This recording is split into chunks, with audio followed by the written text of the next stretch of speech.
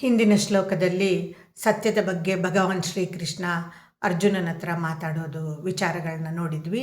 ಮುಂದುವರೆದು ಹೇಳುವಂಥದ್ದು ಶ್ಲೋಕ ಇದು.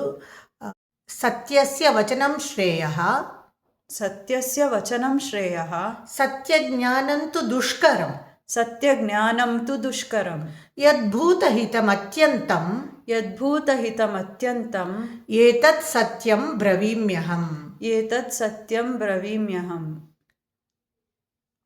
ಮಹಾಪ್ರಾಣಾಕ್ಷರಗಳು ಯಾವುದಿದೆ ಅಂತ ನೋಡೋಣ. 3ನೇ ಸಾಲಿನಲ್ಲಿ ಯದ್ಭೂತಹಿತಮತ್ಯಂತಮಲ್ಲಿ ಭೂತ ಅಲ್ಲಿ ಭಾ ಒತ್ತು ಮಹಾಪ್ರಾಣಾಕ್ಷರ ಇದೆ. ಅದೊಂದೇ ಇರೋದು ಮಹಾಪ್ರಾಣಾಕ್ಷರ ಇದರಲ್ಲಿ. ಒಟ್ಟಿಗೆ ಹೇಳೋಣವಾ? ಸತ್ಯಸ್ಯ ವಚನಂ ಶ್ರೇಯಃ ಸತ್ಯಜ್ಞಾನಂತು ದುಷ್ಕರಂ ಯದ್ಭೂತಹಿತಮತ್ಯಂತಂ ಏತತ್ ಸತ್ಯಂ ಬ್ರವೀಮ್ಯಹಂ. ಸತ್ಯಸ್ಯ ವಚನಂ ಶ್ರೇಯಃ, ಸತ್ಯ ಹೇಳೋದಂತೂ ಶ್ರೇಯಸ್ಕರನೇ. ಆದರೆ ಸತ್ಯಜ್ಞಾನಂತೂ ದುಷ್ಕರಂ, ಸತ್ಯ ಏನು ಅಂತ ತಿಳ್ಕೊಳ್ಳೋದು ತುಂಬ ಕಷ್ಟ ಸಾಧ್ಯ.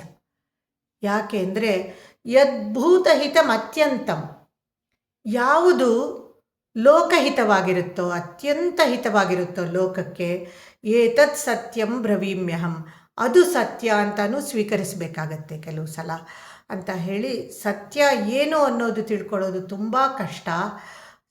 ಭೂತಹಿತಮಾಗಿರಬೇಕು, ಲೋಕಹಿತ ಆಗಿರಬೇಕು, ಅದು ಲೋಕಕ್ಕೆ ಹಿತವಾಗಿದ್ದು ಸತ್ಯ ಅಂತ ನಿಷ್ಕರ್ಷೆ ಮಾಡಲಾಗತ್ತೆ ಅಂತ ತಾತ್ಪರ್ಯ ಇಲ್ಲಿದೆ.